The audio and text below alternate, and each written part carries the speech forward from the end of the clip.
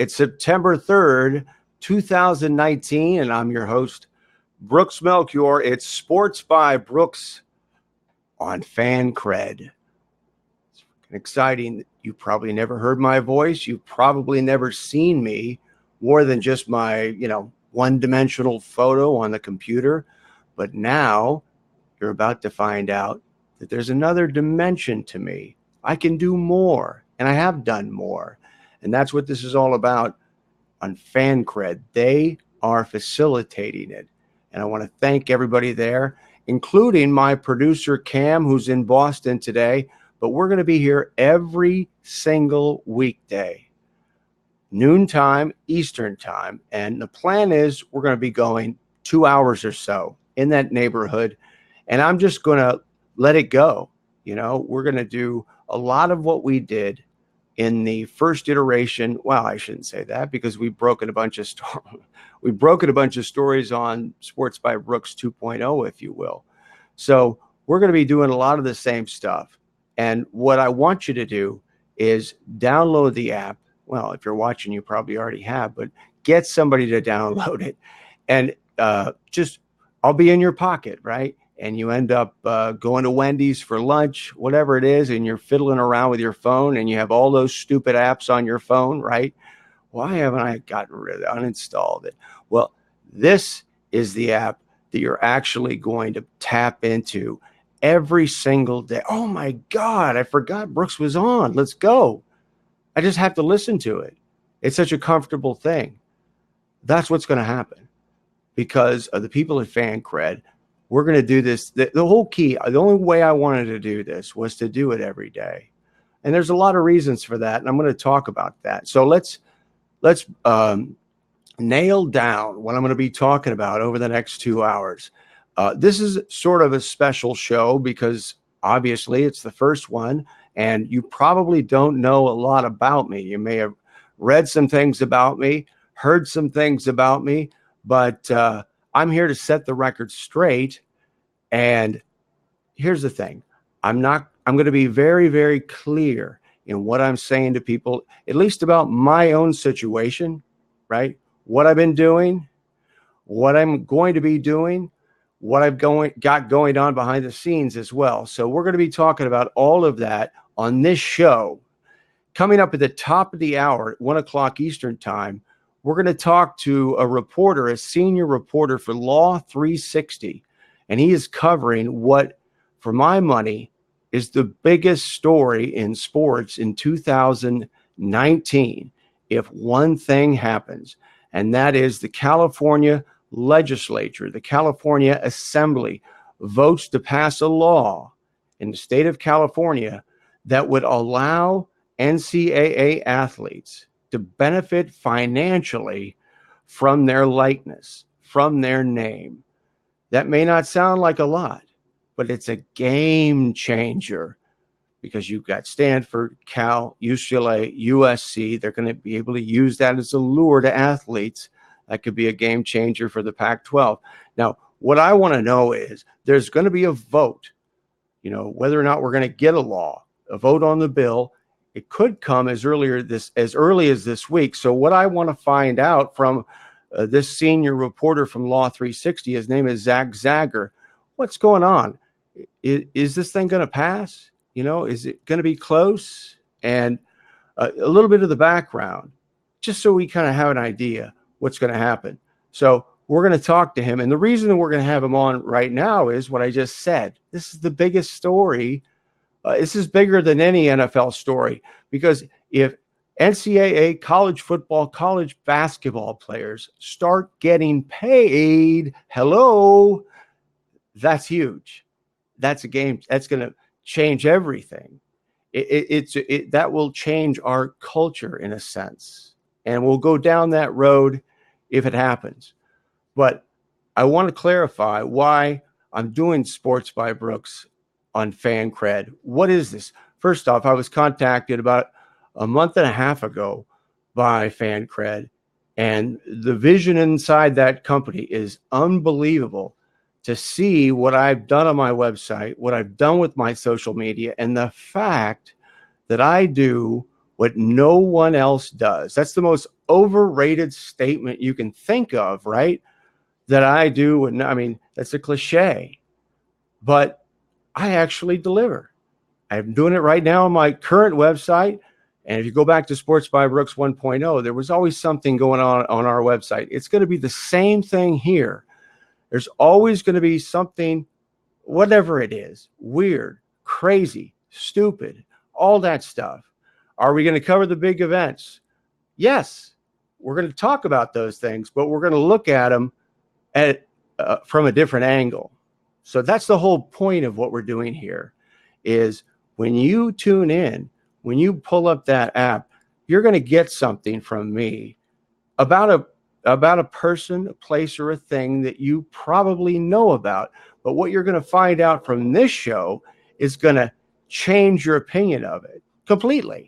Turn it upside down, 180 degrees. We do that every single day on the website. And I'm going to give you some examples on this show because we could sit here and talk about what we're going to do the whole time.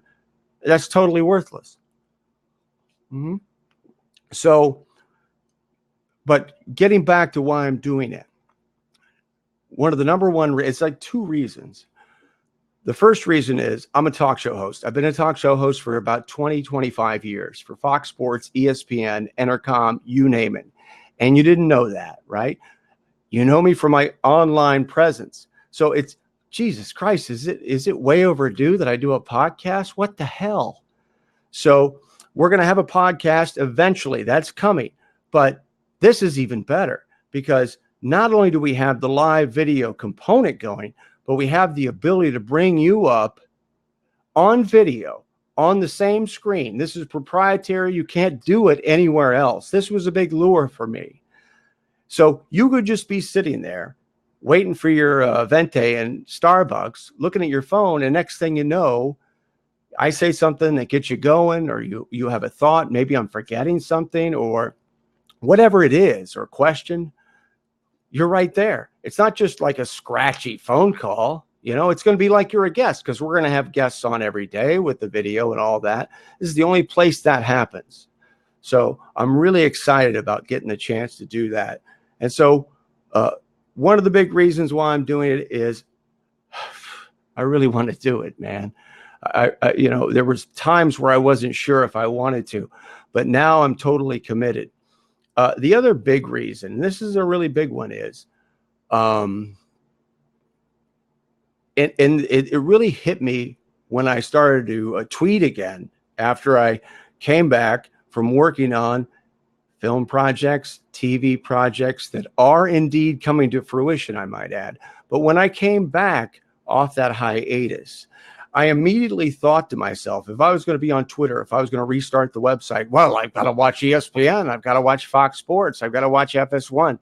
And what's funny is about 2 weeks, maybe less, into that process, I remembered that in Sports by Brooks 1.0, I never watched ESPN. I never listened to ESPN. I never watched FS1, ever. And I got along pretty well because we don't do what they do. But one of my points is I can't tell you the number of times. I mean, virtually every day, I spend a lot of time in my car, right? You know how many times I've thought to myself, Jesus, can I just get a good show to listen to? Just one? Where you're talked to like an adult, where you don't have to know the words to a fight song or wear pom-poms or suspend disbelief or put up with the idiosyncrasies of the host, right? You know how you suspend disbelief? You're kind of humoring the person in a sense that you're listening to because there's some sort of other payoff, right? There should be at least. But, I don't listen to those shows. I don't do those shows.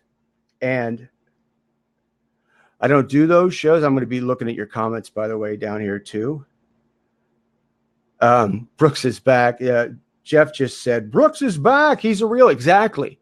That's how I opened the show. Hey, I'm three-dimensional. You can hear my voice. You can see me. And now you're going to hear the nuance. We're going to talk about Michelle Beadle on this show. I'm the one who broke that story about her being let go from NBA Countdown, Chauncey Billups, Paul Pierce, all of them.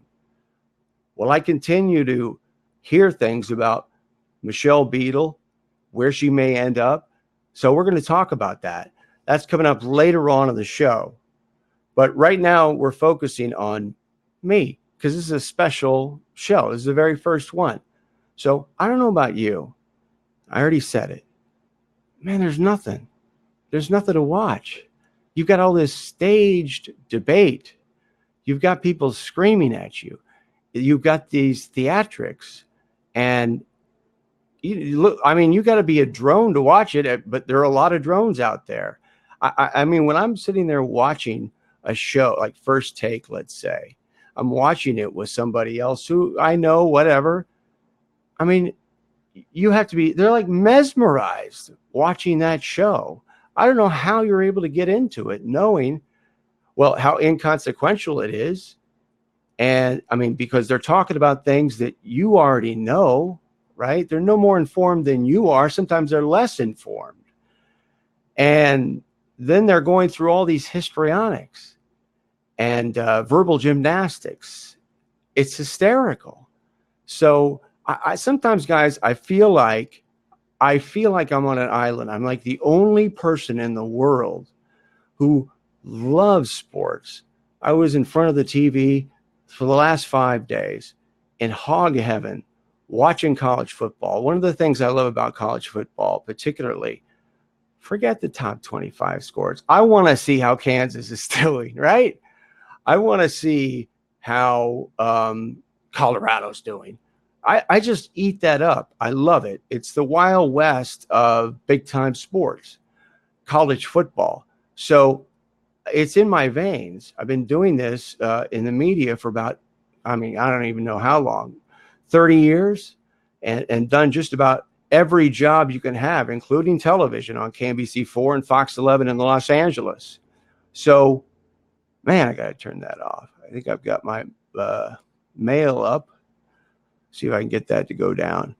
So what we're essentially doing here, guys, what we're doing is we're providing a show for you, and I'm going to talk to you like an adult. I'm going to be straight with you. All right? Doesn't mean that we're going to be dead serious. Absolutely not. But we're going to cover the cutting edge stuff. We're going to cover things that, first of all, that are entertaining and interesting. You know, that it's got to be entertaining. And as you know, this is a little bit like, this first show is a little bit like, if you've ever been around a Major League Baseball team, and I worked with the Yankees for 4 years, and I did the Kansas City Royals play-by-play. So if you're ever before a game around the batting cage, right? It doesn't matter who it is. Derek Jeter, I was around him a long time in the minor leagues at AAA Columbus. Doesn't matter, though. It could be the lowest guy at the end of the bench or a AAA call-up. What do they do when they get in that cage? They take a couple of swings, and their first swings are just trying to hit line drives, just trying to hit singles, just trying to move the runner over, right? That's what we're doing here today. We're just trying to, get in there, work up a good sweat, execute this show. Cam Smith in Boston is a big part of this show, helping me out on the technical end and on the production end and on the content end. Unbelievable. He's been very helpful in helping prepare me for doing these shows. But so that's what it really is right now. We're executing. I want to tell you a little bit about myself. Maybe we'll get into my background a little bit and continue to try to illuminate you on who I really am, because, you know, I think that for a lot of people, that is a confusing situation. It's a mystery, whatever. And there's nothing wrong with that to an extent, you know, but I think Twitter has taken it to the next level, and it starts to get uncomfortable. So it is a revelation for me personally to be able to be on Fancred. And remember, talk to you on screen, So if you want to weigh in, you need to go to the top right. There's a button that says fan line. If you just tap that button, you can get into our producer, get into his ear, Cam, and we may or may not put you up. We've got some people that want to get on, but if you got something cogent, you got something to contribute, great. And I can bet you this is a conversational situation. Sounds like I'm screaming at you right now, I know. But, I feel real strongly about all these things. That's why, and they've just providing people an outlet where we can just be real. I mean, there's so many things out there. I'll give you an example, just a quick example of my thought process when I'm watching Oregon play Auburn last Saturday. Biggest game of week one, right? But Auburn's going to lose 4 or 5 games, right? They've got a freshman quarter. Bo Nix is not very good. At least he isn't very good right now. And you got a guy in Mario Cristobal, the head coach at Oregon. The last time he had a head coaching job before Oregon, he was fired. He wasn't fired from an SEC team or a Big 12 team or, a big-time FIU. Mario Cristobal, his head coaching experience before Oregon was getting fired as the head coach at FIU, right? Then he goes to Alabama after being fired. He is on Nick Saban's staff, and he gets demoted on that staff. He eventually ends up on the staff in Oregon, Willie Taggart's staff, when Willie was up at Oregon. And it's from there as the offensive line coach that Mario Cristobal becomes the head coach of one of the most prestigious programs in all of college sports and the flagship sport, in that athletic realm, Phil Knight and Nike's realm. Mario Cristobal, he's the head coach. Now think back to the Stanford game last year and think back to, just the Auburn game. That's a 4 or 5 loss team, that Auburn squad. And the amount of talent, they've got a lot of talent. They've recruited extremely well. He deserves a lot of credit for that, right? But I'm sitting there, that's part of my thought process. And you're not going to hear any of that. And I know that a big part of what they do on ESPN or they do on FS1 when they're broadcasting football is promoting what they're doing. But just telling you things that you don't know about the situation. I'm not saying that these are critical details about anything in sports, but that's a quick example. Just like what you'll see on our website, you're not going to see anywhere else. It's amazing. And I want to tell you, when you talk about doing a show that no one else is doing, right? It has never been a better time to come back and do what I'm going to do with this show every day. It's never been a better time. I started in 2001, right?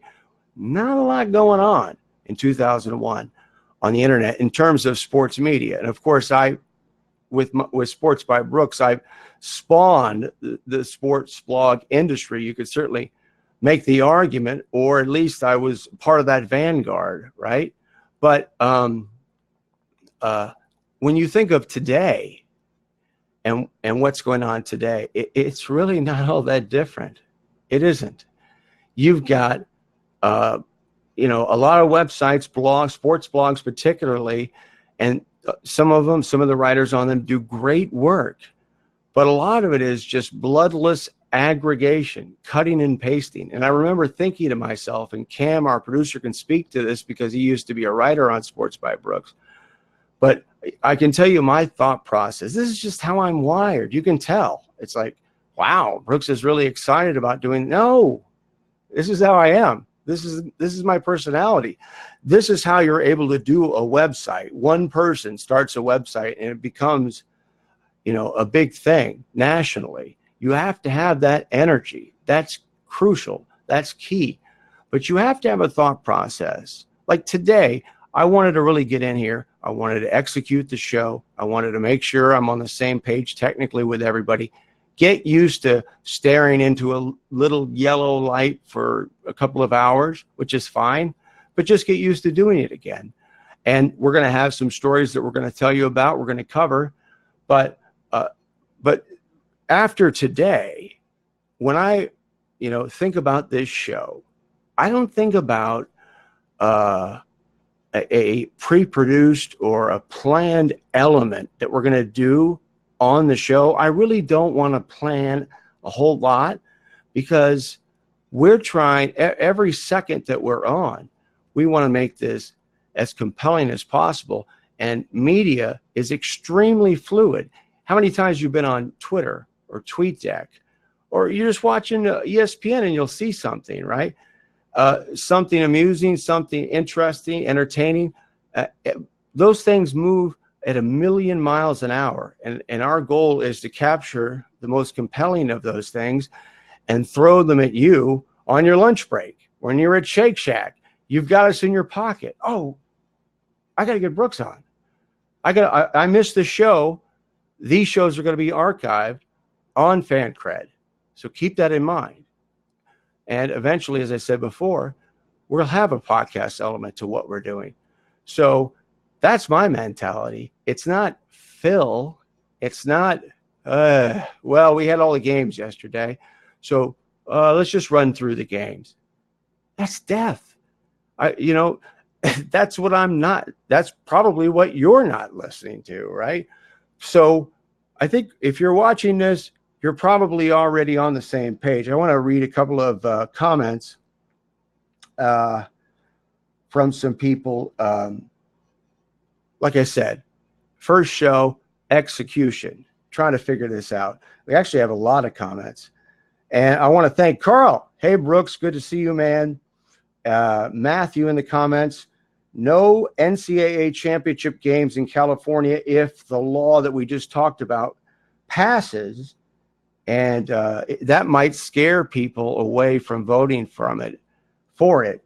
And I want to tell you, Matthew, you couldn't be more wrong, because, when you talk about sanctioning, sanctioning schools, I know you're talking about the NCAA championship games as if they're not going to have any games in California. I really don't think that that's going to cause somebody, and the possibility they might have a Final Four and God knows when. I don't think that's going to do anything. And the NCAA is not going to be able to, they're not going to be able to control the California Assembly, our legislature out here, because the unions already own it. So the NCAA can't buy the Assembly the way they buy Congress to prevent any law from making it through that would provide any level of fairness to the athletes in terms of compensation.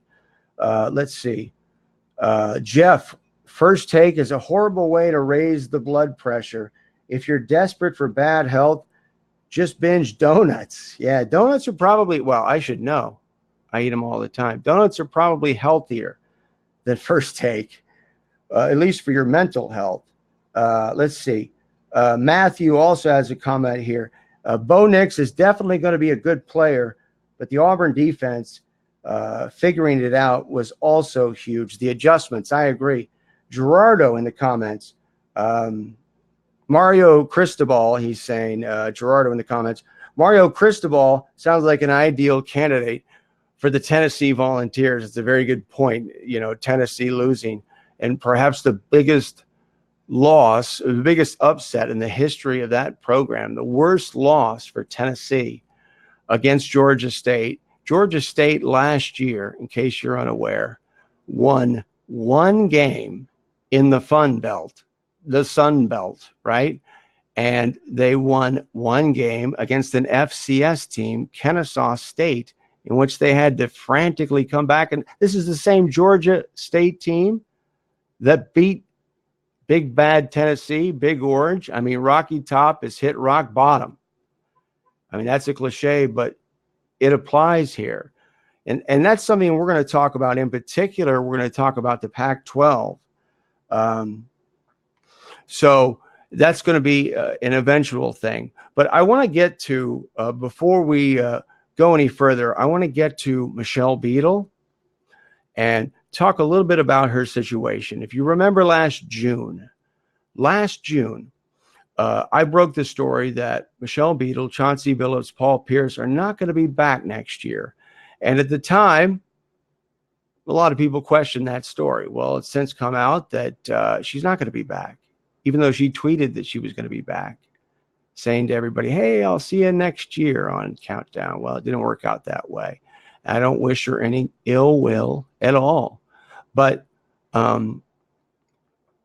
what I've been following and tracking with her is what ESPN's trying to do to facilitate her, so they can at least give her something to do. Michelle Beadle makes $5 million a year.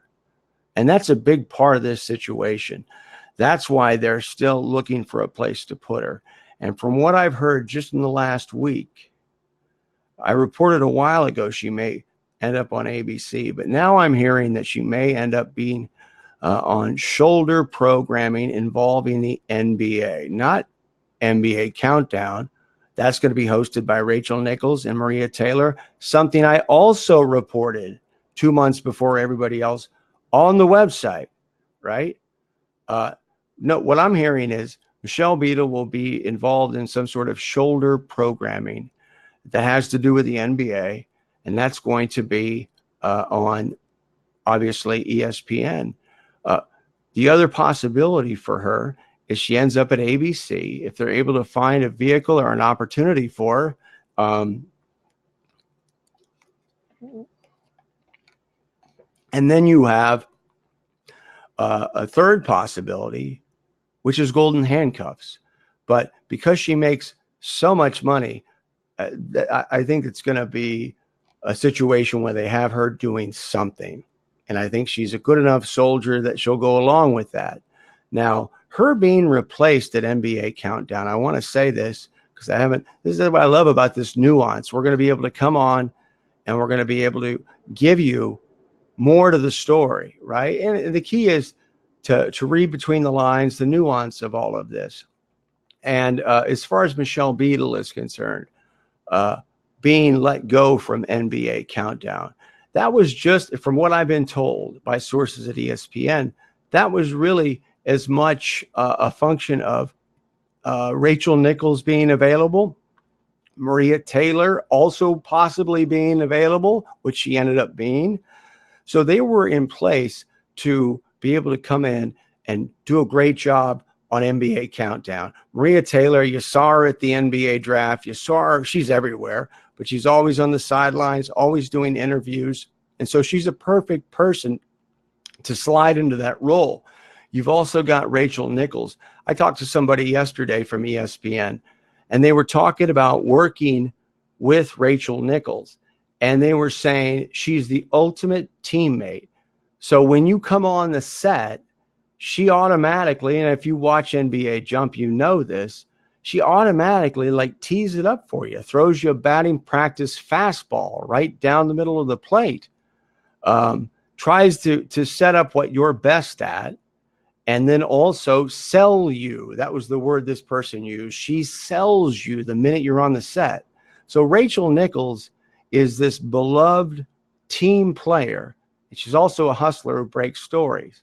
You've got Maria Taylor, who, is a rising star. You could argue that she is the number one rising star at ESPN. And nobody connects with interview subjects the way Maria Taylor does. And it's extraordinary because she works in the NFL draft, the NBA draft, where, you don't get a chance to develop long-term relationships with your interview subjects. So she has a way of disarming people, disarming families. And I think that's going to lend to doing NBA Countdown. One name that's being bandied about as an analyst is Jay Williams. That's a possibility. Of course, longtime college basketball analyst for ESPN.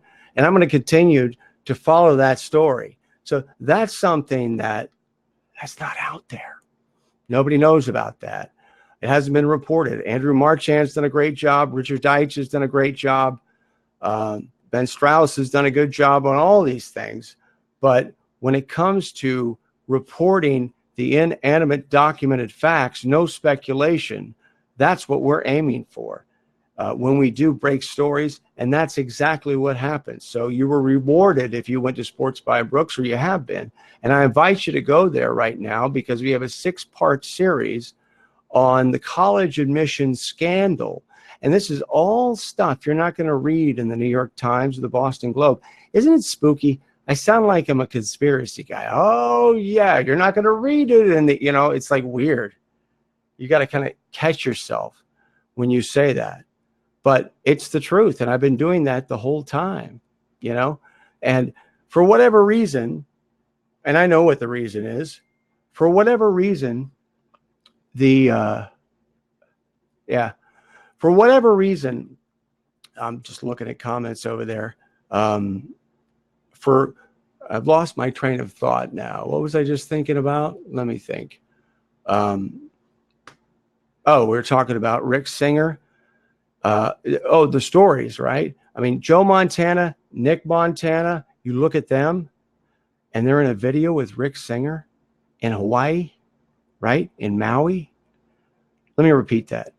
Joe Montana, his son Nick Montana, in a video, and Nick Montana was high school age at the time, in the same promotional video where Rick Singer is the star of that video. And you've got a lot of high school age kids playing football in that video, right? We've got that on the Sports by Brooks website. Joe Montana has admitted that he has contact with Rick Singer and that he has patronized his services, right? But the only place you can find it is on Sports by Brooks. So you've got to look at the Sports by Brooks website, because you're going to find a lot of stories you're not going to find anywhere else. But more specifically, we're going to do that here. That's the whole point. Doing for this show, Sports by Brooks on Fancred, what we've done on Sports by Brooks, the website, on Sports by Brooks, the Twitter, relentless. But now we're going to bring it here, and we're just getting started. This is the first day. So I hope you'll hang out in the comments. We've gotten a lot of comments so far. Let's see. We've got Dick saying, so much for the money for media talent. He's talking about Michelle Beadle, $5 million a year. The players love it. Is it really worth the ratings? So that's a comment about that. I don't know what that second part really means.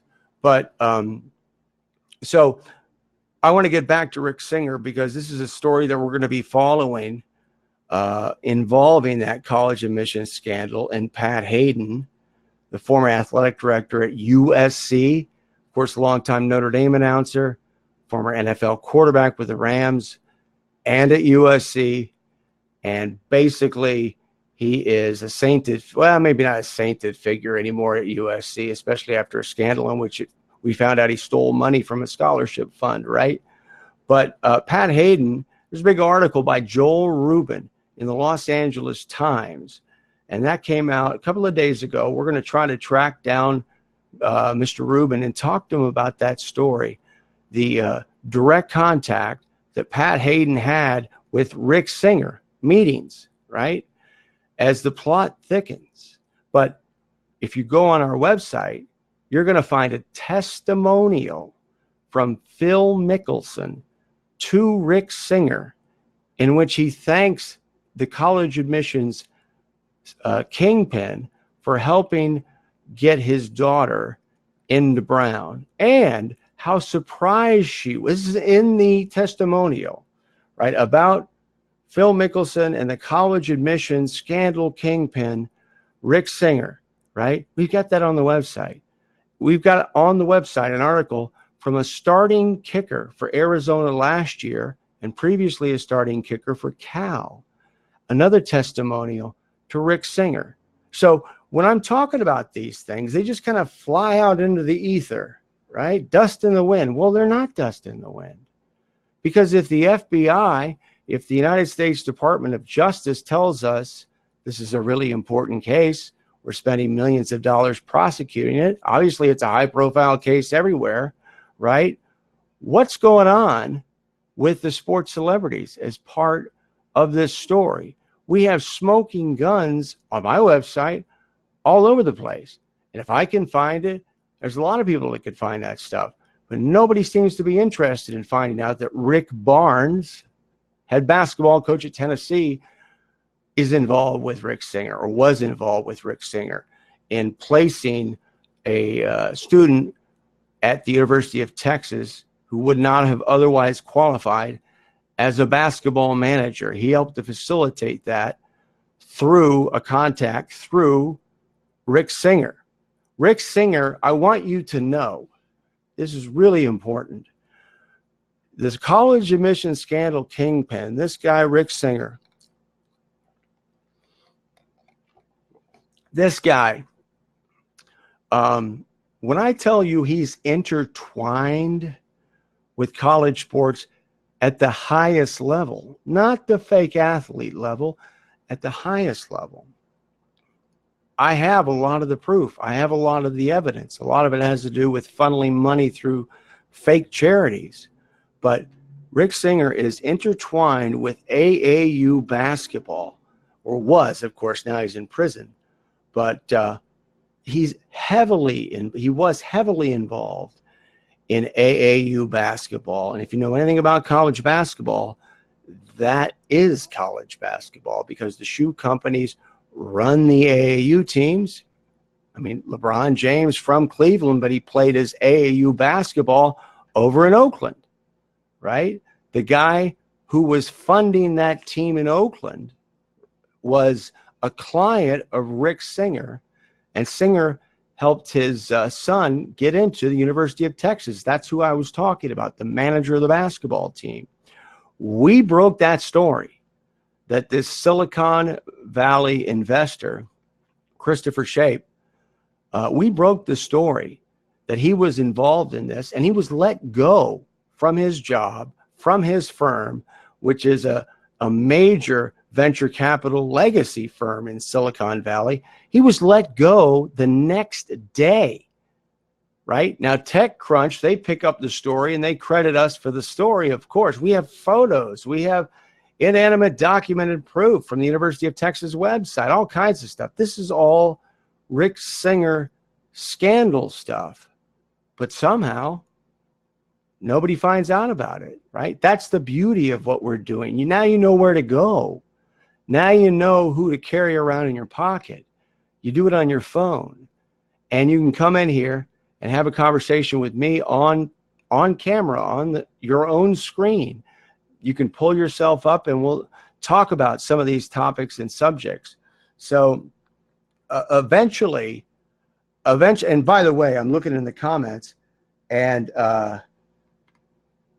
right, I love this. We got a comment from Jeff saying, didn't Joe Montana just say the relationship with Singer was about as a consultant to help his kid figure out how to apply for the right schools? You're really asking that question. You really think that that was on the level? You think so? You don't think, I mean, why would Joe Montana employ Rick Singer to do something like that? How to apply to the right, to the right schools, right, colleges. Why would Joe Montana do that? If perhaps Nick wasn't going to qualify, his son, I'm not saying this is happening because I haven't seen the proof yet, but perhaps his son needed a little help with his test scores. Well, Rick Singer essentially owned a testing center in Houston where he had phony baloney people taking tests, getting perfect scores on behalf of these clients that were paying him hundreds of thousands, their parents paying him hundreds of thousands of dollars. He had a proctor of one of those standardized tests on the payroll, Rick Singer. So if anybody can help adjust your test scores and help you find the right school, it's Rick Singer. It's really amazing, though, if you go and you look at the video of Montana, the college admission scandal kingpin, Rick Singer, who's the star of the video, I might add. It's a promotional video for a football camp, right? The Steve Clarkson quarterback camp. And so Rick Singer is kind of the academic troubleshooter to get you into college. There you go. And Joe Montana is right there with him. And they're both promoting this guy, Steve Clarkson, who runs this camp. And there's a scene in this video where they're actually in a classroom, and Rick Singer's up at the blackboard, and there's some sort of ridiculous voiceover during the video, and there's Nick Montana taking notes as to what Rick Singer is saying. So what's going on with Joe Montana? How is there no discussion about this? How is there no? I'll tell you why. I'll tell you what's going on. Well, it's celebrity justice. You've got the FBI, the Department of Justice. They're just choosing not to prosecute certain people. They're just deciding. But what a coincidence that it all involves high-profile athletes. And I know we have celebrities involved, but who are the big athletes? This is one of the big points of Sports by Brooks and what I'm doing here today, the importance of it. Back in 2001, it was a little different here in the United States. But sports, thanks in large part to companies like Disney and Fox now, used to be News Corp, there's a big difference today in America when it comes to sports' role in our everyday lives. Sports has moved to the center of the culture. So now you look at Fox, you watch Fox television, and what do you get? Live sports, live events. It's not always NFL, but Fox has all but abandoned scripted shows, right? And as for unscripted, they've abandoned those too in large part, and they're replacing them with the ultimate unscripted event. And that would be sports. And of course, the NFL is the penultimate example of that. And that's the business model of Fox. So when you're trying to figure out, let's circle back. When you're trying to figure out why people aren't reporting these things, I'm not suggesting that, first of all, I may have just been really good at finding all that stuff. And I am very good at that, right? But it's there now. I've tweeted it out. We've gotten thousands of retweets and likes and whatnot, but there hasn't been a follow-up. And so when you think about how sports has changed in our culture, now gambling is a way of life. I'm not criticizing it. It just is. It's been legalized. We're going to talk about it. We're going to probably talk about it a lot in the context of football, the NFL. I can promise you with the NFL, we'll talk about betting games. And we'll talk about all the ramifications of that, all the conflicts of interest, all the possibilities that games could be fixed, that sort of thing. We're going to talk about all those things. And not all of these things are necessarily bad. But what they create is they create this unaccountable environment, right? And so, whatever happens to Joe Montana or Phil Mickelson, nobody really, it's not that big of a deal in anybody's lives for the most part, right? But they're getting away with it blatantly. It's documented, right? And you have other celebrities who are getting hammered, who may have to serve federal prison terms, right? Now, let's think about something, though, in that context that's that much more serious. Larry Nassar at Michigan State. Joe Paterno is probably the best example I can think of in this realm of unaccountability, right? Where he's able to run this program for every reason Joe Paterno was allowed to stay for 90 years as head coach. Oh, he's everywhere. He's still really spry, and he doesn't miss a trick, even though he's 173 years old, right? Okay. Well, for that reason, he had to know about, I'm literally laughing. I'm bursting out laughing. I can't help myself. The idea that he didn't know anything. I know I'm kind of jumping around, but I'm not jumping around. This is all coherent. It's all based on the unaccountability of athletes. And I'm just going to be honest with you. Having worked in sports for a long time and seen what athletes get away with, I really got tired of it. And that was a big part of what was originally behind Sports by Brooks in 2001, right? I was troubled by it. Little did I know that you've got a guy like Jerry Sandusky out there lurking. So those are some of the examples that we have when it comes to Rick Singer and the college admission scandal. That's on my website. There's a lot of other stories. I mean, there's like 75 stories on there now. And if you were a columnist at a major newspaper, that's about half a year's work. So you're welcome to go over there and check it out. But I also want you to come here because in all the things that I've been talking about, rambling about, right? All that stuff, we're going to be using this now as the conduit. We're not going to be doing what everybody else does. What would be the point of doing what everybody else does? Certainly, we're going to do some things that we all know. We're going to talk about the NFL. I'll guarantee you, we're going to talk about games. We're going to talk about betting and gambling and what's going on. I was talking about that on Twitter, that I was going to take the Aggies in 18.5 against Clemson.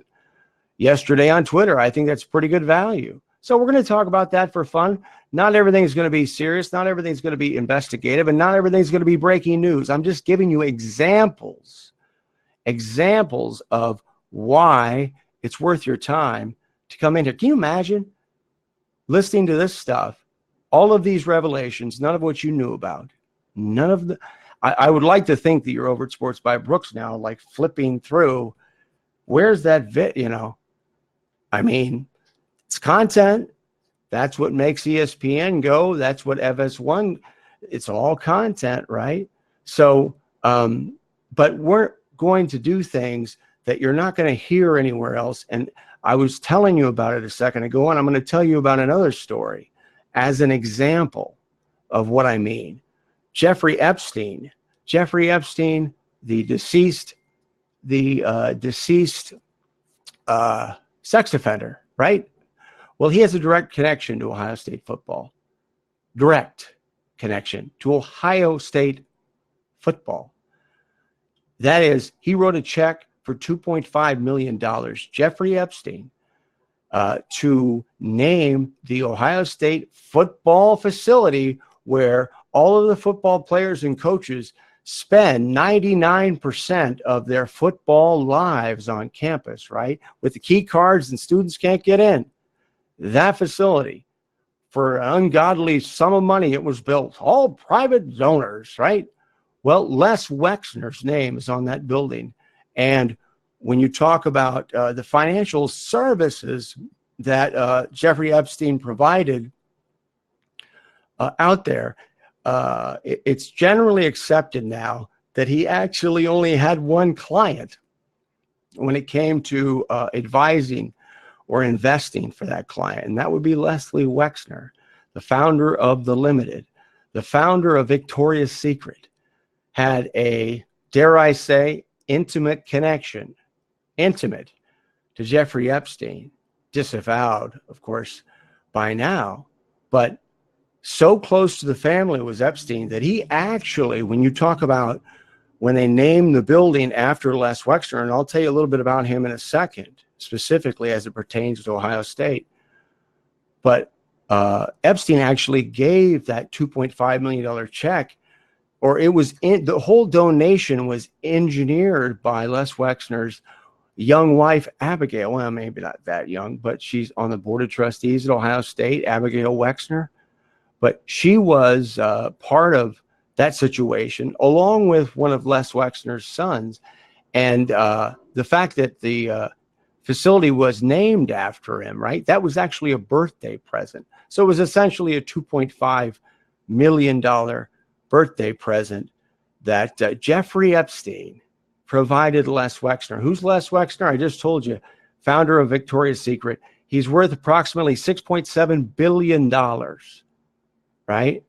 He's the richest man in the state of Ohio. He is the largest benefactor in the history of the Ohio State University, Les Wexner. He is the chairman of the board of trustees of the Ohio State Medical Center, the Wexner Medical Center. And his wife, right, does his bidding on the overall Ohio State Board of Trustees, Abigail. It's like the secretary, but obviously that's Les's spy. Les Wexner is the guy who hires and fires. He used to be.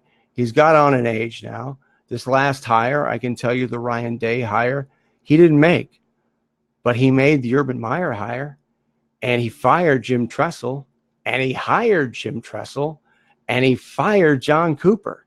Les Wexner, again, the business tycoon, the guy with the intimate familia relationship with Jeffrey Epstein, who Les Wexner, you know, you probably heard about the, I don't know what it is. It's like $150 million apartment building or apartments that Epstein was living in Manhattan, right? So Epstein got that building from Wexner. Wexner gave it to him. So my question is, right off the jump, what's going on with Les Wexner's name on the Ohio State football facility? I mean, Ohio State, by the way, when I'm talking about this story, you can go on SportsbyBrooks and look and see it. Again, you're going to have to come here too from here on out, SportsbyBrooks on Fancred. And we can talk about it. Go to the top right corner of your screen on the fan line and tap on the fan line, and we're going to get you up on video with me. I'm not scared of you guys.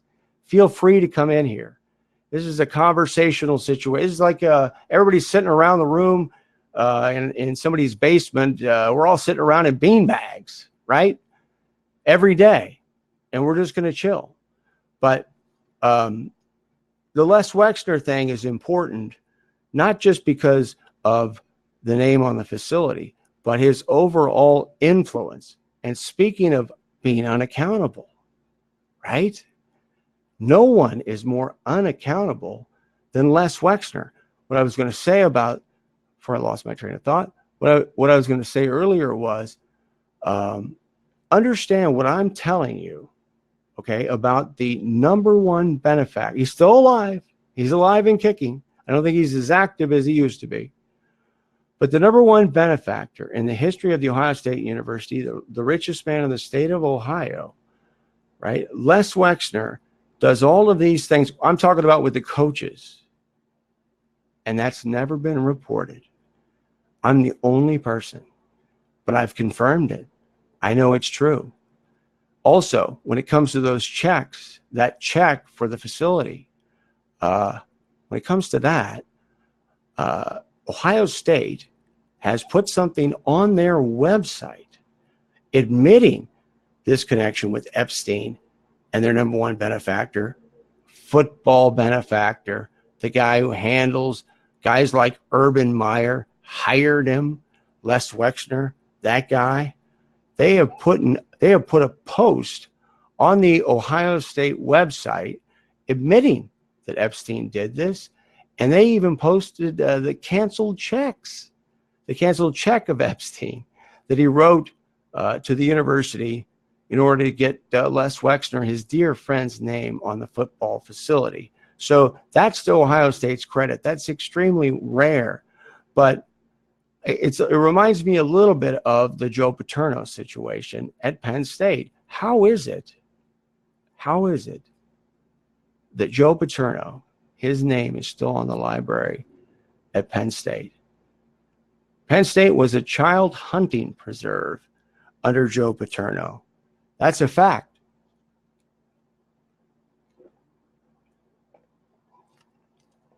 And his name is still on the library. and it will probably outlive us all. How is that?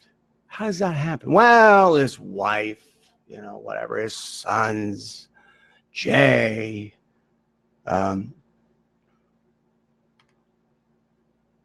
looking at your comments here.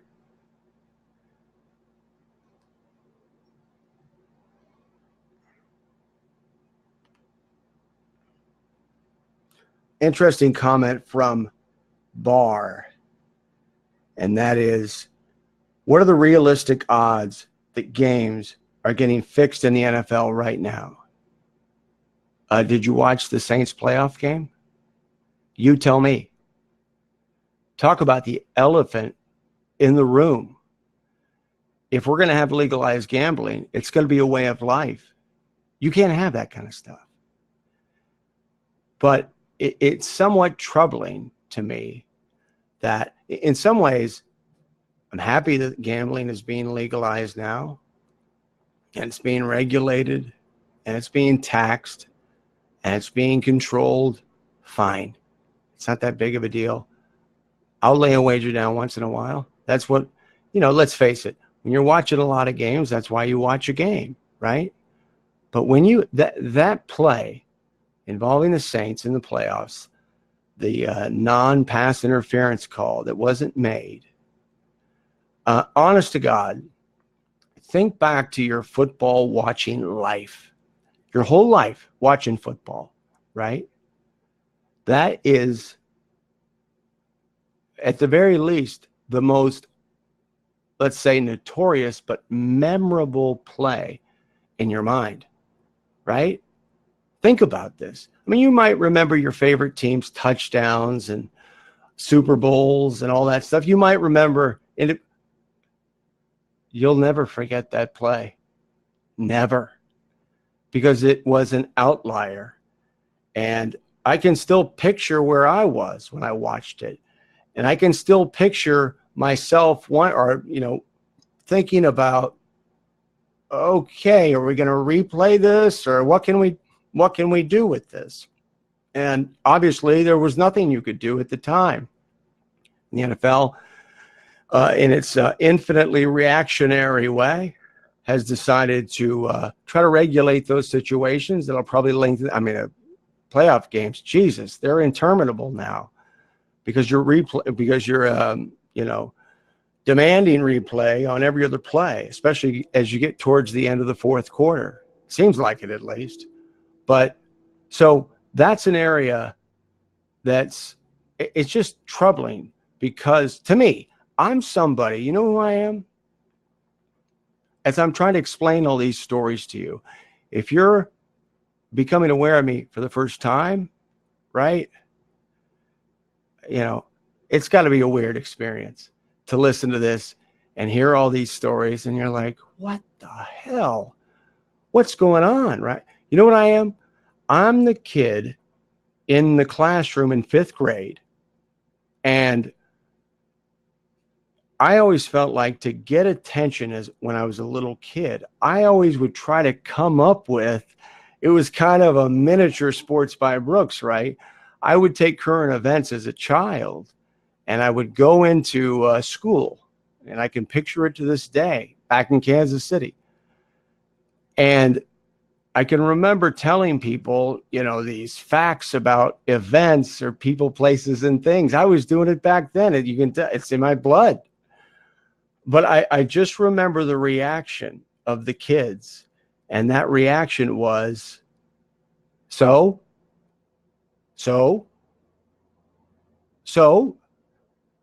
pass the donuts, right?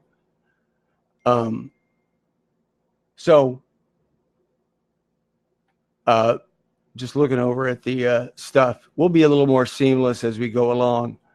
But so I was that kid in school. Well, there aren't a lot of kids like that, I guess, who you just run into a brick wall, and the teachers were the same.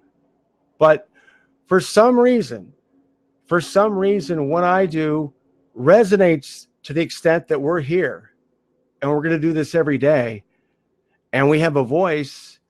And that's not to say, I keep going back to it, I love football. I want to talk about.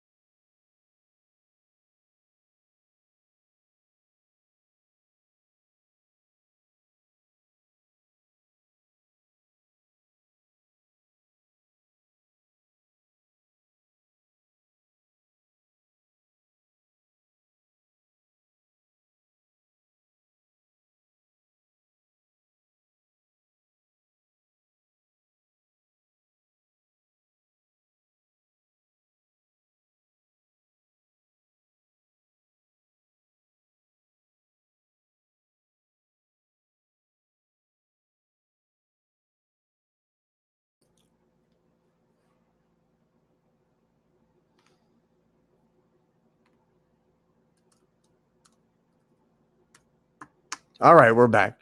How is it? And so I went back because you just hear, and I'm one of the people that do that. Hey, they're done. They're screwed. I think they are, right? So, I just want to let you know what the situation is with the Pac-12. This is the kind of stuff that I love. This stuff. I love trying to figure things out, right? Especially before they happen. When you don't have to, it's pure speculation. But, and of course, I was criticizing that earlier. I know, but this is an example of I'm a human being. Like I said, we're going to talk about gambling. We're going to talk about betting on the NFL. We're going to talk about that stuff. Not necessarily all the crazy stuff that I just brought up. That's part of it. That's an important part of it, being aware of it. But, fixing games and whatnot. But we're also just going to have some fun, and we're all sitting around in beanbags right now, chilling out in the basement. So look at the non-conference schedules of Washington State. And remember, we're at the beginning of the year. Everybody's like 1 or 2 games in. Washington State, Utah, Stanford, and USC. Those are the teams in the Pac-12. I mean, Oregon's done because Auburn's not going to be very good this year, and Oregon has a loss. They're screwed. All right? That's number one. So they're not going. Now you look at the other schools I just mentioned. Those are the schools that are the best candidates to go to the college football playoff. Remember, though, the Pac-12 is a disaster when it comes to losing to crappy non-conference opponents early on in the season, right? And now look at the non-conference schedules, what the potential is for a Pac-12 team if they were to win out to get consideration as opposed to, let's just say, an LSU or a Georgia. Are they going to get in? Or let's say Washington ends up going 12-0. Well, their non-conference schedule is Eastern Washington, Hawaii, and BYU. That's Washington, right? That's Washington. You got Washington State, New Mexico State, Houston, Northern Colorado. Utah's playing BYU, Northern Illinois, and Idaho State. Stanford beat Northwestern, and they play Notre Dame. And they also play a weird game at UCF. Who the hell is scheduling that game at Stanford? And then, of course, you've got USC, which is pretty much screwed. They lost their quarterback. They've got a Sun Belt coach, and their non-conference is Fresno, BYU, and Notre Dame. But they're not going to go undefeated. There's no chance. So even if you've got a team that's able to run the table in the Pac-12, which isn't necessarily unreasonable, like Washington State, right? Even if you have that situation, Washington State's not going to get in front of LSU. They're not going to get in front of a quality SEC team, and that's where those slots are going to go to. So now I want to bring up Zach Zager, who is a senior writer for Law 360. And we want to discuss what is arguably the number one story, potentially, Zach. I think that, and welcome to the show. I appreciate you coming on. Hi, thanks for having me on. And what I've been saying, and you could argue that I'm being it's a little bit hyperbole, but I really don't think so. Which is so weird when you think how quiet this is. But this could literally be, if these laws are passed, the biggest sports story of 2019. It definitely has the potential to make a lot of waves, particularly in college sports, because the law basically puts California schools in direct conflict with NCAA rules. So I imagine there'd be a lot of litigation and a lot of fallout if this actually gets passed. So the story is, if it gets, first of all, and this is what I've been wondering the whole time. Yeah. What are the odds it's going to be passed? I mean, I know that you're not up in Sacramento, right? That's not your thing. No, I'm not. But what are you hearing? Have you heard anything on that? It seems that it has a decent shot of passing, especially because it has gone through both the Senate and then the Education Committee and the Assembly, and it's moved forward to the Assembly. And I think it has a decent shot of passing. California usually leads the way in some of these labor and civil rights issues. So it's a state that politically seems to be aligned with this, and that's where all the litigation, the federal court litigation over NCAA amateurism rules has been. So the O'Bannon case? Yeah, the O'Bannon, and then more recently the Grant Nade, Sean Olson litigation in the Northern District of California. So, I mean, I don't have any particular insight, but I think there is a good chance that it could get passed, and I hear that it could be put up for a vote as early as this week. Right, I saw that in your report. I mean, I think one of the state assemblywoman said it could be as early as yesterday, or maybe not Labor Day, but she had September 2nd, the week of September 2nd. But now, thank God we had you on, because if it's 2020, let's say it passes, and it's 2023 where they're going to implement it, well, what if we go to court? Is that going to drag it out and, create this holding pattern? Well, I imagine the NCAA would move. If it does go to court, there'd be a motion for an injunction to pause the bill from coming into effect until the outcome of the litigation is decided. So we have an outcome in the litigation. So there's a good chance that will be granted, because I think you could make some strong arguments that would cause some permanent damage, at least the alleged damages. The NCAA or whoever challenges this could make a strong argument there'd be permanent damage. So, and there might be a chance that they can win on the merits. That's another factor in giving such a ruling. But I imagine there'll be it will be paused during the outcome of the litigation. So does that mean the implementation is 2023, but if the litigation starts now, that's kind of a moot point, right? We're not at 2023. Was that created with that in mind, that length of time delay?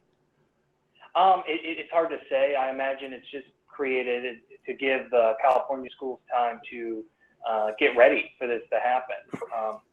And it also puts it out further out in the recruiting cycle. So, the schools will have that know where they're at well in advance of that 2023 recruiting cycle. Yeah, I mean, I think all that matters here, well, I shouldn't say all that matters when you bring up litigation, and you can bet the NCAA is going to do whatever. I mean, they've been buying off Congress for years to be able to prevent federal legislation that would fairly compensate players. I mean, college football players right now have none of them have guaranteed health care in writing. Zero. Mm-hmm. So if you go to UCLA and you work, let's say you're cleaning toilets at UCLA as a student, you're part of a student employee union. And so if you fall on your butt, you've got guaranteed health care. But if you're the Heisman Trophy winner at UCLA, well, I'm probably not going to be a Heisman Trophy winner this year, but if you're at UCLA playing football and you fall on your butt and break a bone and whatever, you're not guaranteed health care in writing. And that can be a really big deal if you're a freshman entering the school for the first time and you tear your Achilles. You know, there's been a lot of problems getting the schools to pony up to take care of those medical situations. One thing I wanted to bring up as well is part of this law, or I think it's like a second law, and I just saw it today, and I believe it was in your story, where the assembly is trying to pass an additional law that would prevent the NCAA and the conferences from implementing this, or I'm sorry, from blocking it, or preclude the schools from competition. Well, so I mean that gets to the core issue here. So no doubt, one of the big concerns for college athletes is healthcare. The way this bill is written, it wouldn't directly guarantee them anything like that. What it does is it would preclude the schools and the NCAA from prohibiting or enforcing any rule or revoking any eligibility of an athlete who goes out and signs like a sponsorship deal with a third party, say like Nike, a shoe deal, or even if you're an athlete at USC and you do an ad for a local car dealership, or say you go and you sign some autographs while you're still in school, you can't lose your eligibility. So what it does is it allows these players to take advantage of their publicity and their notoriety while they're in school to make money off of that. It doesn't require the schools to give them any money. It only stops the schools and the NCAA and the SEC, the Pac-12 and then the other conferences from removing them from competition, from saying that they're no longer eligible, right? Or just taking away their scholarship. Was that part of the original bill, or did they add that after the NCAA went after them, threatening to? That's essentially what the bill has been all along.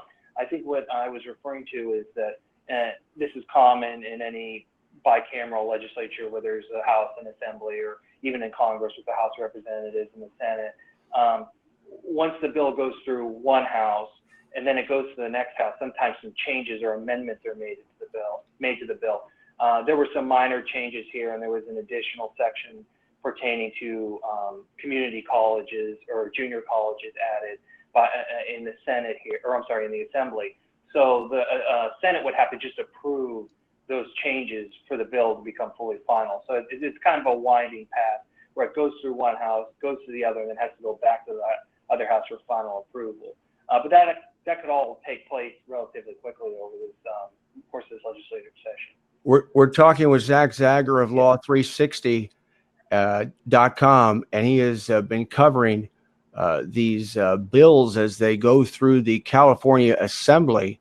And if these bills are passed into law, it would shake, to say the least, shake the foundation of the NCAA, college football and college basketball, particularly because what's going to happen in California, you can guarantee, Zach, if a California player playing for UCLA or Fresno State or San Jose, whatever it may be, I think the better example is a Pac-12 team, a Stanford, a Cal.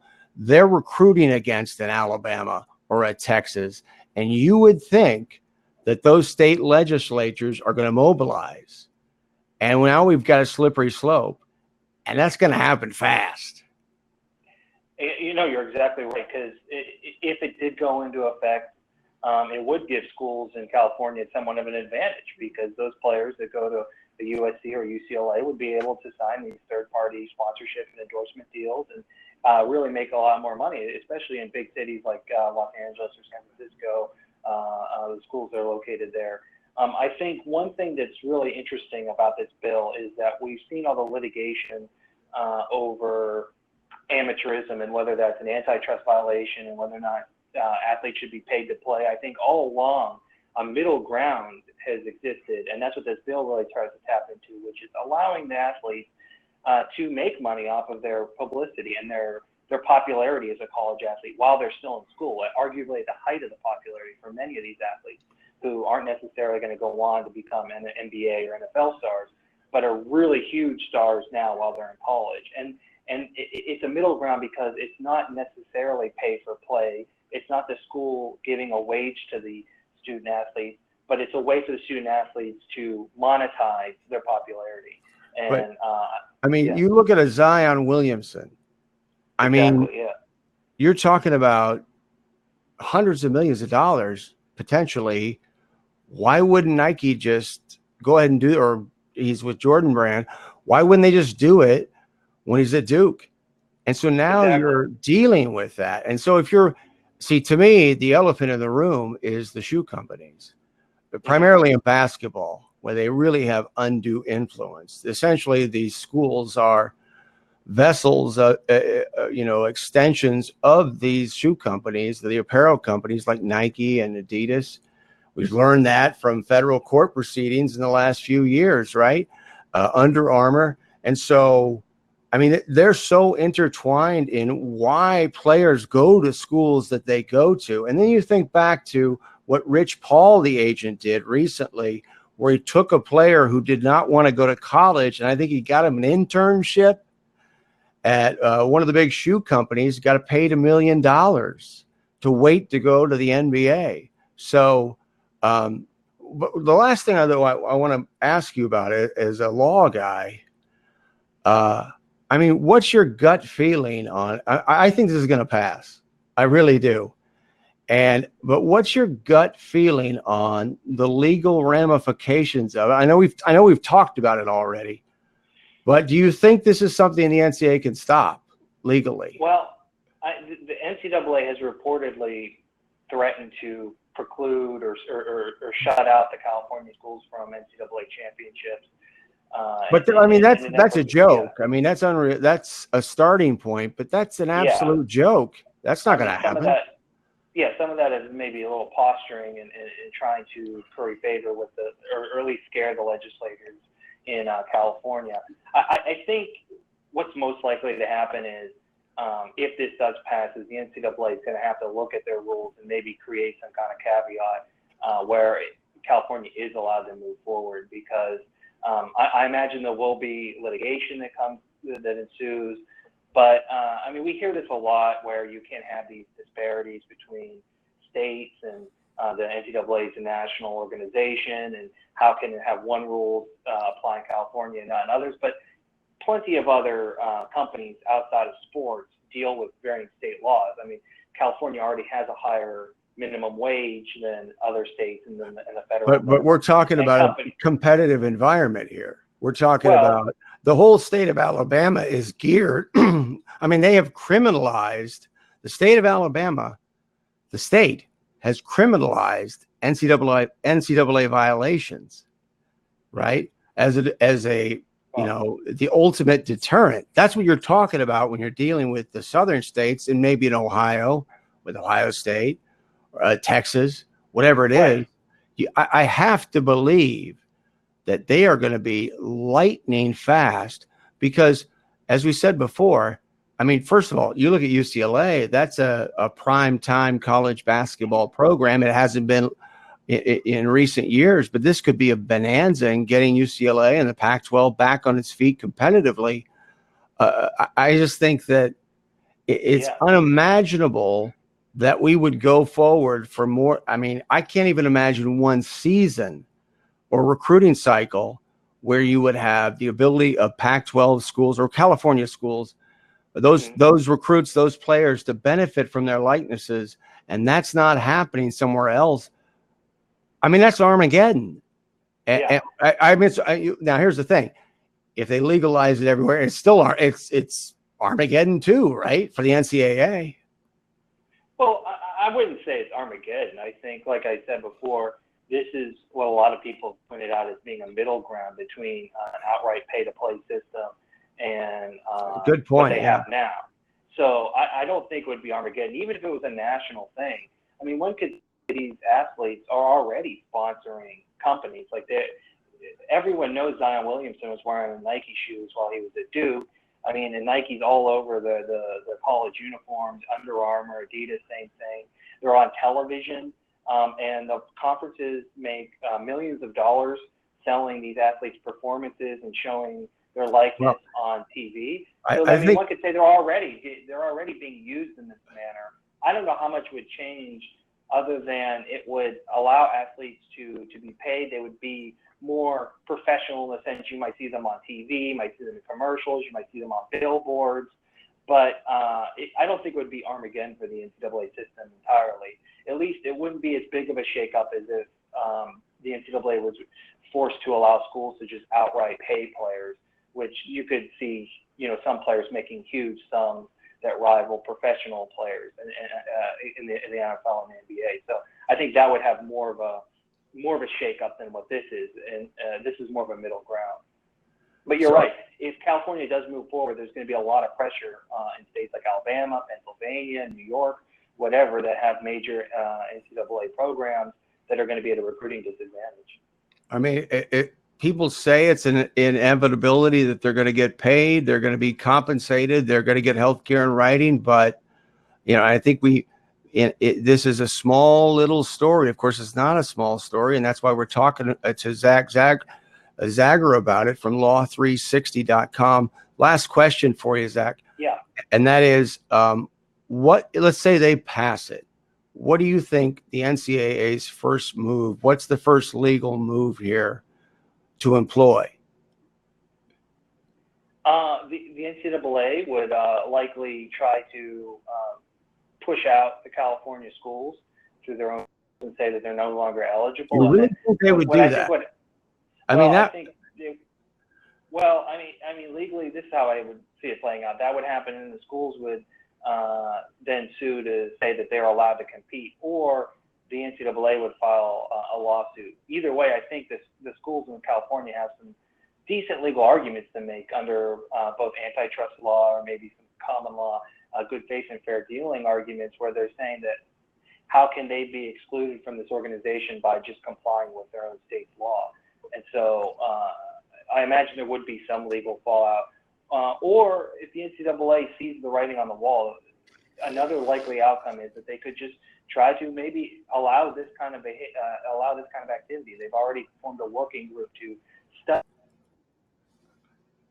They've issued a caveat that doesn't mean they're planning on paying lawyers. So point is, it's really tough to say what's going to happen now, because it creates a clear conflict between what the NCAA rules say and what the state law would be. But I do imagine it would end up in the federal courts.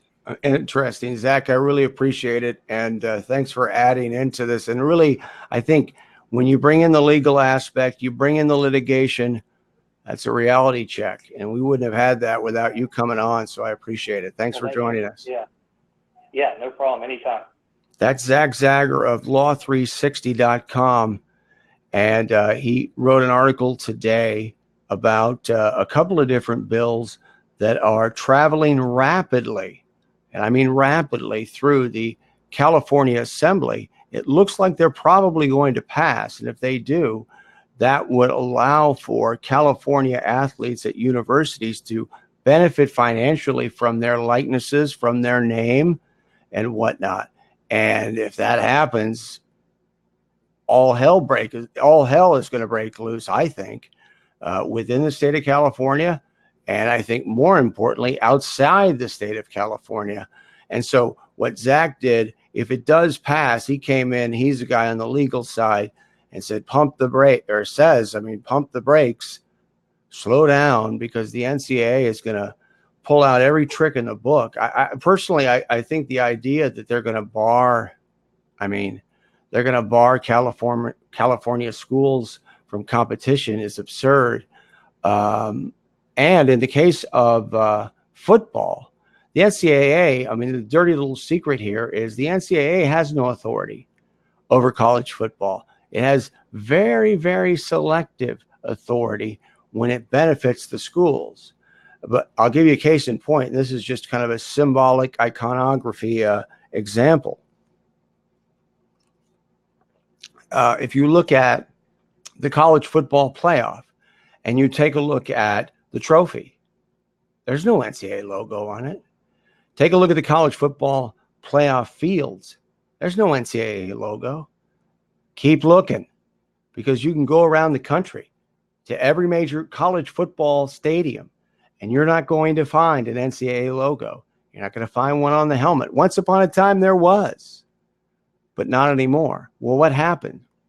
In the mid 1980s, the college football factories like the University of Georgia, University of Texas, University of Oklahoma, Ohio State, Penn State, they all banded together in 1984 and formed something called the College Football Association.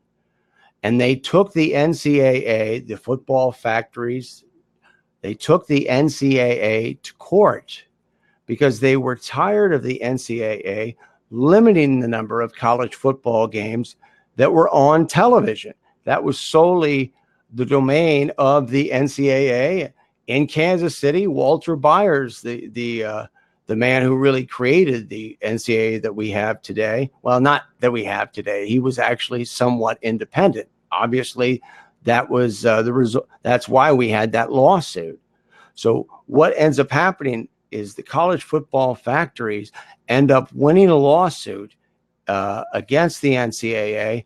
And so now the schools and the conferences, now they're in charge of television. And so overnight in the 1980s, college football went from a modest financial proposition to a financial bonanza overnight. And ever since that moment, the NCAA has been essentially an empty storefront. And remember, the NCAA does not enforce NCAA rules. It's not going around to schools, snooping around just to see if people are doing it. It doesn't do any of that. It's a solely reactionary body, institution. And also know, and I've done a lot of research on this. In fact, the past 4 or 5 years, this is what I've really been working on in better understanding how football, in particular college football, has been governed over the years, because it fascinates me.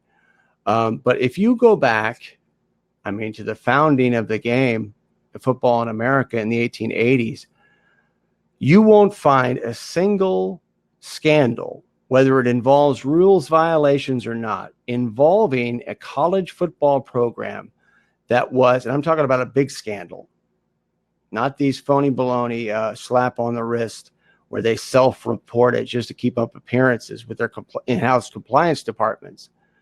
If you go back, to the origin of the game in the 1880s, right?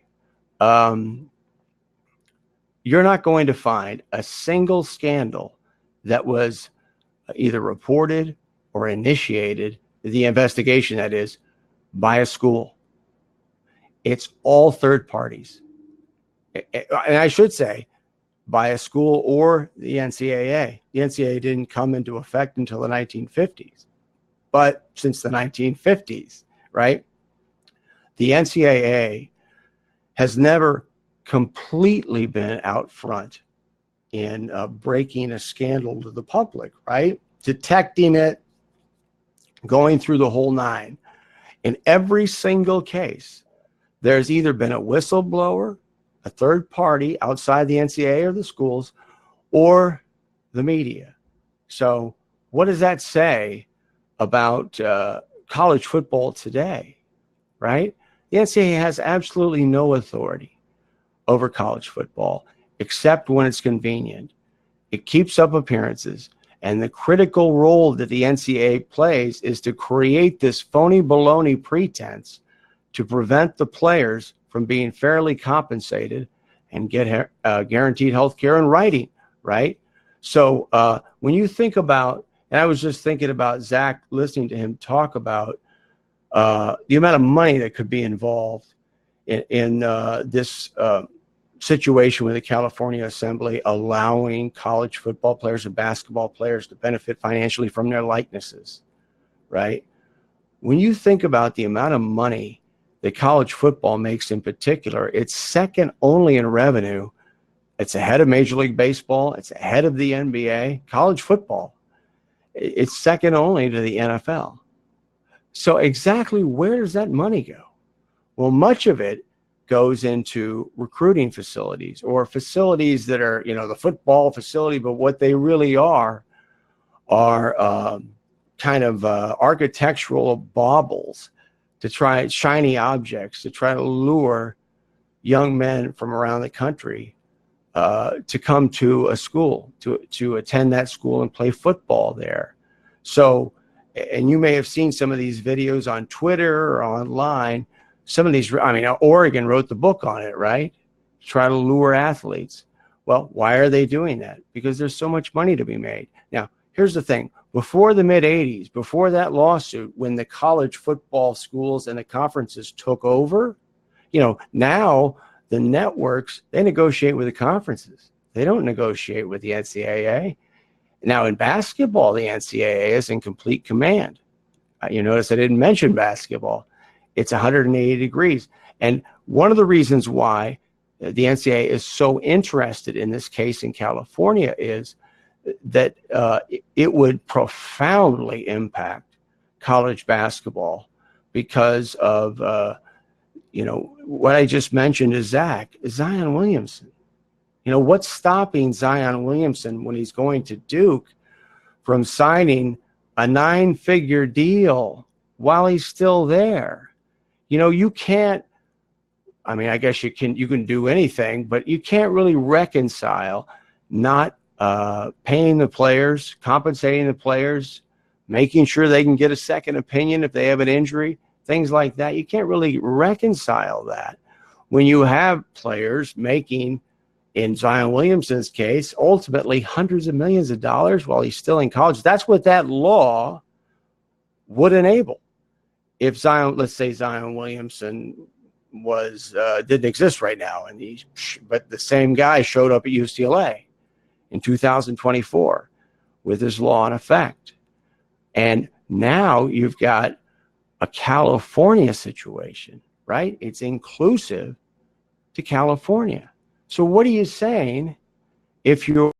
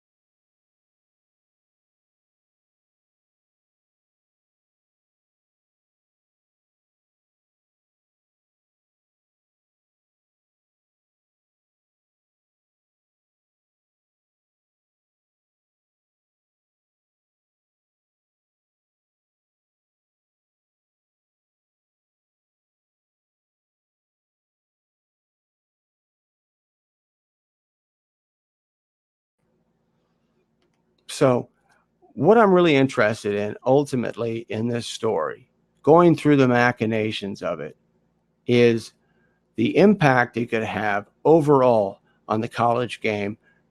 This could be fundamental. This could completely change the game as we know it.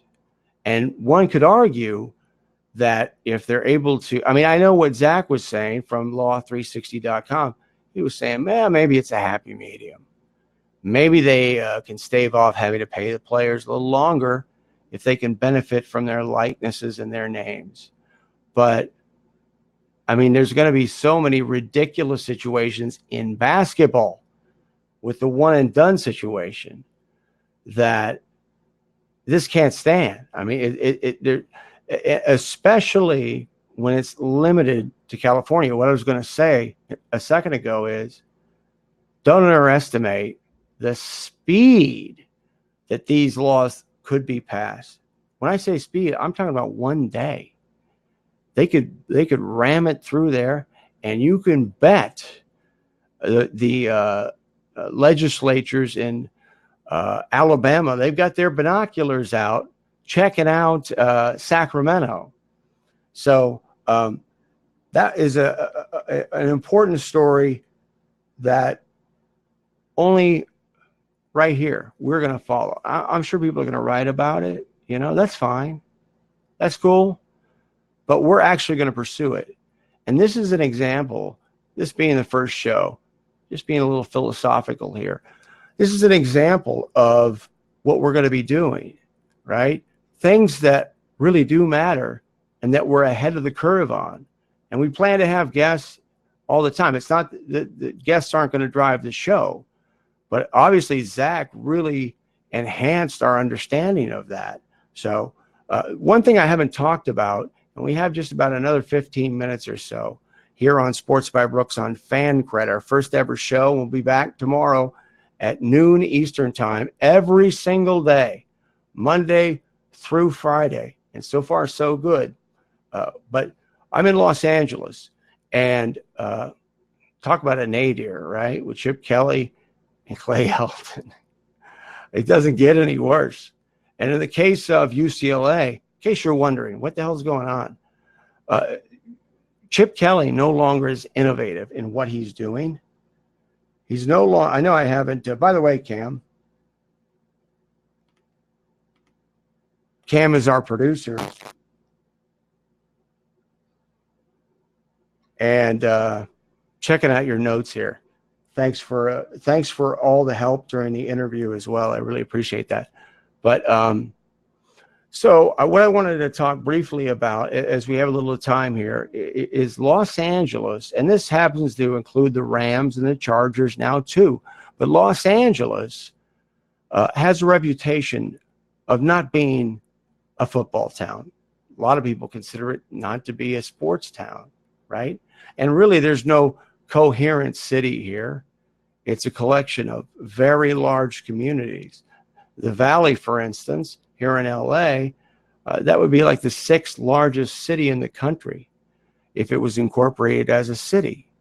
So the perception is that Los Angeles, not really a football town. And what played into that, I think, as much as anything, I mean, the Rams Super Bowl thing, and people really aren't talking about it, that in LA last year, they really weren't. A little bit, but nobody's going crazy. Then you got the Chargers, who may as well be playing in Greenland. People don't even know they're here. So the stadium's going to change, I think, some of that. It's phenomenal. You drive by there, that stadium looks like Magic Mountain. It's ridiculous. And the Clippers are going to build that $1 billion arena right next door. So, but the idea that this is not a football town could not be further from the truth. And I'll give you, see, this is the thing. This is something that when you're sitting next to Aunt Minnie during Thanksgiving, not that you would use this, I guess, maybe, I don't know.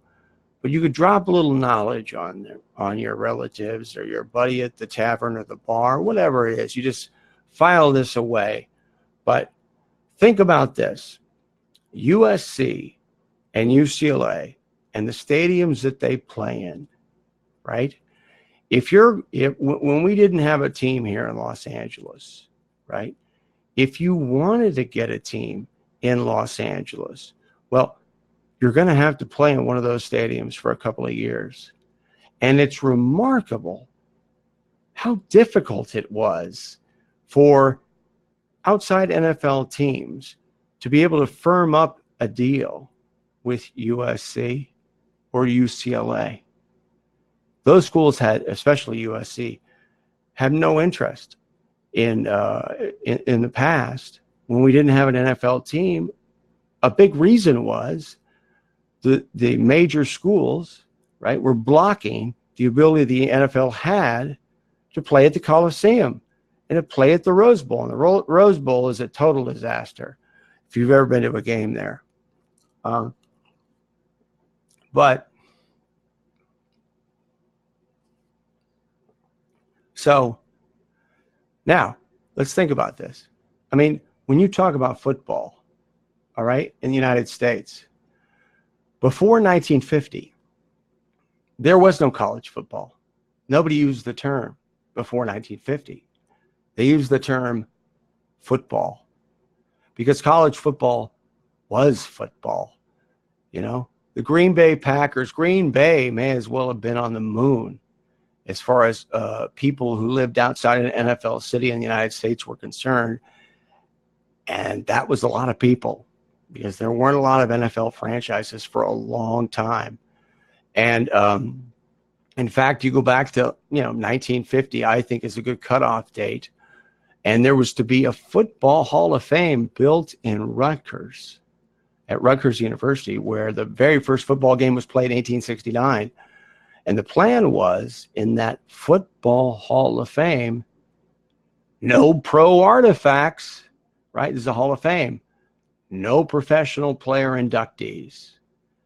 Of course, the NFL took off in the late 50s, thanks in part to television, and then it exploded in the 1960s, thanks to the American Football League, which was really the germination of what we have today. When we got the merger, we got the antitrust exemption, and we get the shield, because before that NFL shield logo, before that National Football League shield logo that came out in the 1960s, nobody called it the NFL. Literally, nobody called it the NFL or the National Football League. You can go back on newspapers.com and check. Think about that. They called it the National League. That was football until the NFL rolled out the shield. That's amazing, but that's what it was. So I'm trying to give you a little context when you think about how important college football is. Everything. It is the game. Yale invented football. The Ivy League was the first, Power 5 team. They would have been in the Power 5, the Ivy League, right? That's a whole nother story. So what does this have to do with Los Angeles? Think about this. And we're going back to the football here in Los Angeles. Is it a football town or not? God knows you've heard people opine about this superficially, right? And you never get anywhere in those discussions. It's just like a long, winding road. Where are we? It never seems to end, or it ends in a dead end and nothing ever happens. In fact, that's how I would describe all of sports radio and all of sports television. That's why we're doing a show here. But I'm going to give you some resolution when I tell you that in the 1920s, Los Angeles built concurrently the two largest football stadiums on earth. That Olympic Stadium, I don't know why I'm pointing. Oh, look over there. You're not going to see it. But that Olympic Stadium on the USC campus, or right off that campus, was built for USC football. That was the plan from the very beginning. And that's why that was the 1932 Olympics. That's why it was built in 1923, because it was for USC football. And the year before, something called the Rose Bowl was built. All right. Those two stadiums dwarfed virtually all other stadiums in the United States at the time. Now, Soldier Field was built in Chicago around this, actually before then, but Soldier Field wasn't used for football. The Bears didn't move to Soldier Field until the 1970s, because of the configuration. Soldier Field wasn't meant to house a football team. That's why they had to do all the crazy stuff that they did, putting that spaceship inside the shell of old Soldier Field. So, but if you think about it now you're talking about USC and UCLA. And of course, you've got great tradition, especially with USC. USC, one of the most preeminent, we talk about Notre Dame, you talk about Michigan, you talk about Alabama. But USC absolutely belongs in that conversation. It's an institution. It built that campus. The football team built that campus, right? So now connect those early stadiums. How prominent is that to Los Angeles? Nobody else is doing it. Nobody's building big stadiums like that. And as I told you, the Coliseum was built in 23. It wasn't built for the Olympics. It was, but that was kind of the pretense. but it was always going to be handed over to USC. And so now connect the dots between, those provocative things that took place in the context of football in this town, and now travel back to when we didn't have a football team here in Los Angeles. One of the big reasons, inaccessibility of the Coliseum and the Rose Bowl. So when you think about Los Angeles, if you want to delineate and say it's not an NFL town, fine. That's cool. That's very legitimate. But to say it's not a football town, it's just wrong. It's incorrect. And when you look at the Rams, it's funny because the Rams train up in Agoura Hill, which is about, if the Rams wanted to go down to where they're playing their games right now, the Coliseum, on a day like today, that's like a 2-hour drive. If you're listening to me in Oklahoma City right now, or Twin Falls, Idaho, 2 hours. What? Now, I know in some of those old rural places you're used to that, I suppose. But man, I'm from Kansas City. 2 hours in the car, and that the Rams train 2 hours away from their stadium, so they're totally disconnected from Los Angeles, right? And where are the big personalities on the Rams? Where are the big personalities in the NFL, for that matter? Certainly not on Twitter.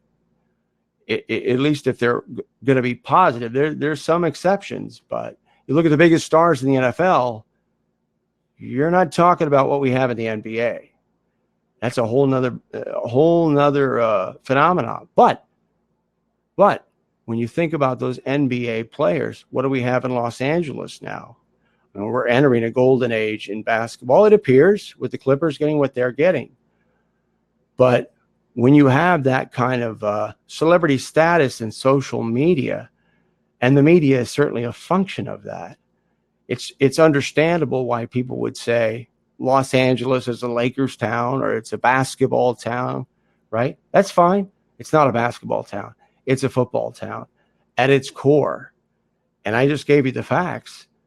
And, these two enormous stadiums. In fact, if you look at the Coliseum particularly, I got to get a better system, by the way, on these notes so they can get right in front of me, because Cam's doing a great job, our producer today, and I really appreciate it, on Sports by Brooks on Fancred.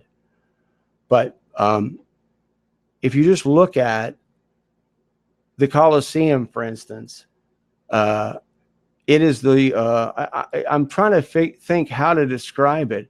It's like the longest it has been used for football and had an anchor tenant in USC. So think of it that way. And to that end, it's the oldest stadium in existence that has a continual tenant. The Los Angeles Coliseum holds the record, right? And God knows it's intact. They just redid it, finally. And who knows if it's even an improvement. But if you think about, they've had a tenant, anchor football tenant, longer than any team in the United States, right? Not a football town. What are you talking about? Right? I'm not saying this isn't a basketball town too. It is. But we're talking about 100 years of history going back to the 1920s. And so I'm going to wrap it up today here on Sports by Brooks on Fancred. And thankfully, I think we got through the execution phase of this, and went really well.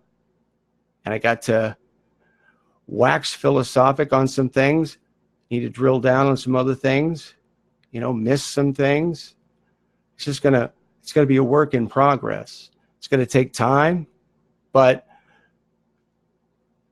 I'm cut. You could probably tell today I'm coming out of my shoes. I'm so excited to be able to have this opportunity to visit with you every day.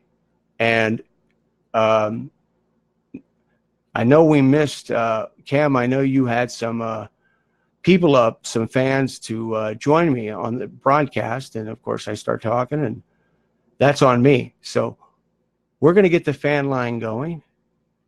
Look, it's just day one. There's a long, long way to go. And I want this to be old hat. We're going to be on Twitter. We're going to be on the website. And I hope you'll be back with us tomorrow at noon Eastern Time. Sports by Brooks on Fancred. See you tomorrow.